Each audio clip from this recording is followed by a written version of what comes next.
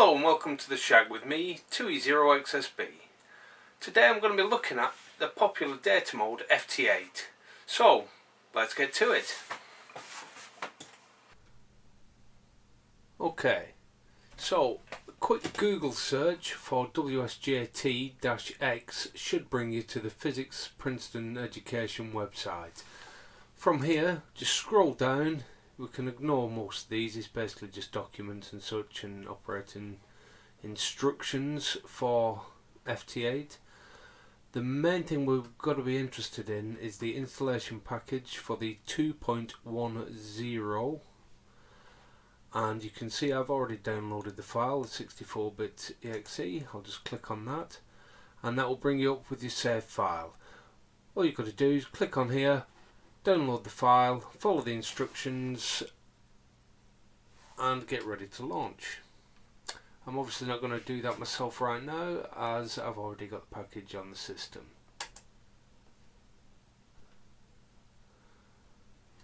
As you can see down here at the bottom, I have got Dimension 4 running, which is an accurate clock basically that's run over the internet. So that is one other piece of downloadable software that you will need to be able to run WSJT-X properly.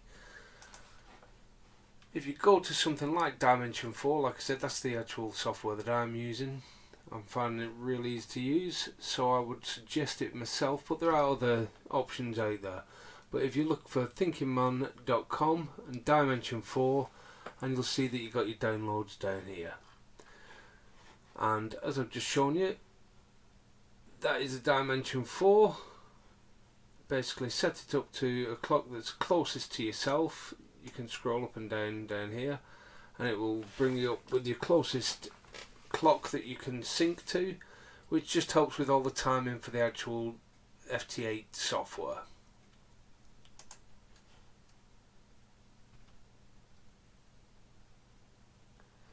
So now you've got all your software downloaded, double click on our screen shortcut and that should bring us into the WSJT-X software. From here, what we want to do is click on File and Settings.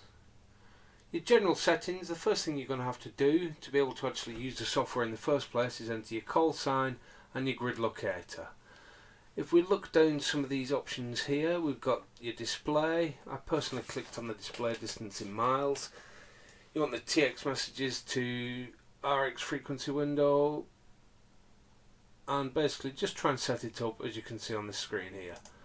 On the radio part, you're going to enter your rig's details, so that is literally going to be personal to yourself and what rig you're on at the moment. As you can see, I've got a TS590S running on COM port 9, baud rate of 9600. All these bits I've just left as default. The parts I've changed here is I'm running it from CAT, from the rear audio source, and the mode is USB, and split operation is run by my rig itself. You can test the CAT operation by clicking that. If it turns green, all's good. On the audio tab, as you'll see here, you set up your input and output audios for your rig itself. So in here you've got all your different little pieces, USB, PN-Edge, but the ones that I'm interested in are obviously the TS590 USB, and once again on the output, TS590 USB.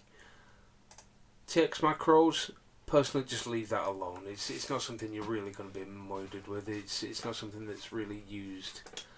Reporting, personally I clicked on the prompt me to log a QSO, so every time you've made an actual contact it will ask you to click and say yes, completed your QSO.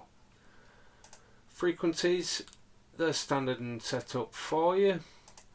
The colours page is basically the colours that show up on this part here.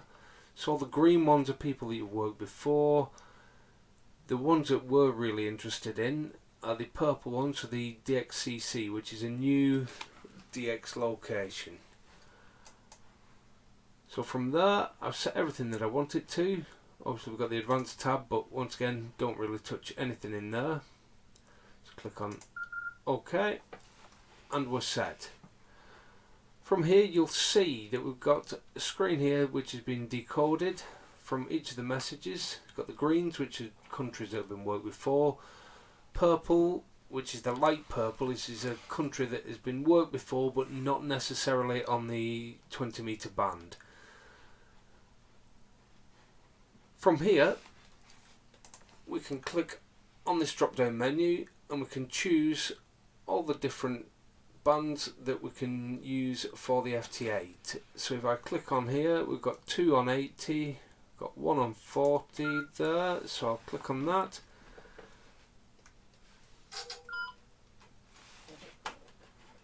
And we can start to see the new information on the waterfall at the bottom here, which should all start coming in over the next few seconds.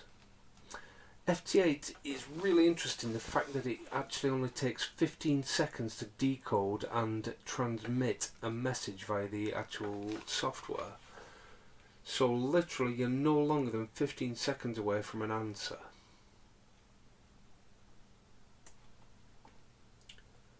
Okay, so now we've got the setup over and done with, we can start looking at the actual software itself. Over on the top left here we've got the band activity, which is showing you all your CQ calls that are coming in and the exchanges that are happening in between the CQ calls. The green is basically identifying that we've worked that station before, or worked that area before should I say. The purple, the light purple, is showing that it's a country that we've worked before but not necessarily on this band or on FT8 itself. So the basic thing that you're looking for is anything that shows up in a bright purple.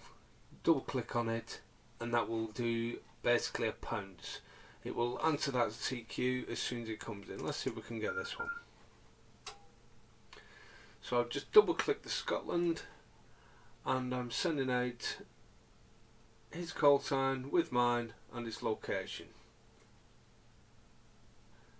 Now give it 15 seconds and with any luck we'll have a reply. If not, let's try another one.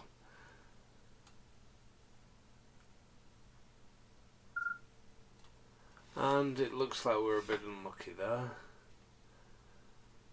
But it's as simple as soon as you see the station calling CQ, double click and you've pounced on it. You'll try and answer it and it will then run automatic. It's literally as easy as that. So the main thing that I'm looking for up here is anything that is dark purple, which is basically saying it's an area that I've not had before on any of the bands.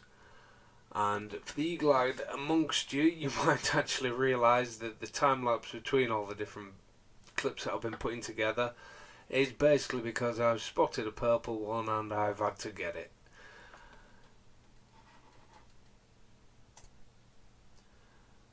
Okay, so following that failure to actually get the CQ call from Scotland, I'm going to put out a CQ call myself, and it's as simple as this.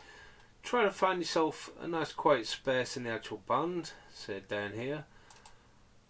We right click, set TX and DX, go down to the CQ call part there, click on next to it and click on Enable TX. And from there on it's completely automated. So all we've got to do is sit back, relax and wait for a bite.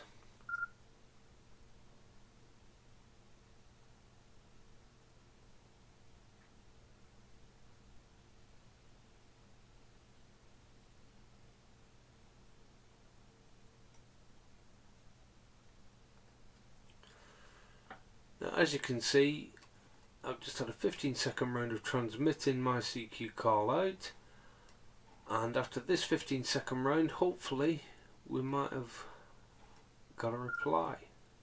Not lucky this time.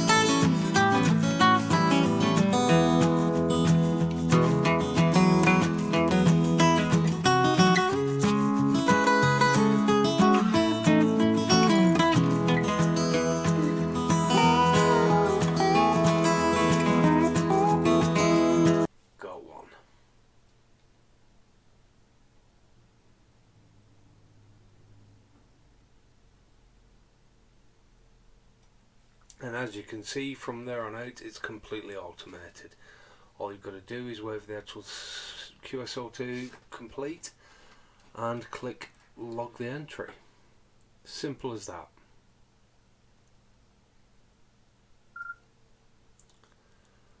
And there we go.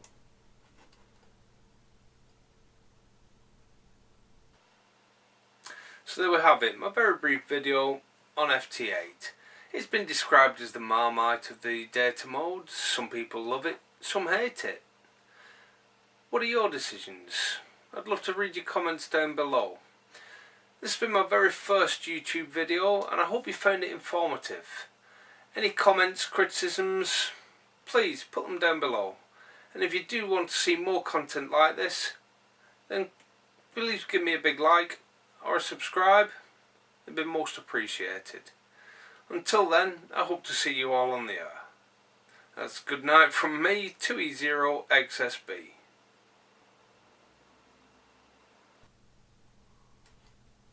Ooh, a purple one.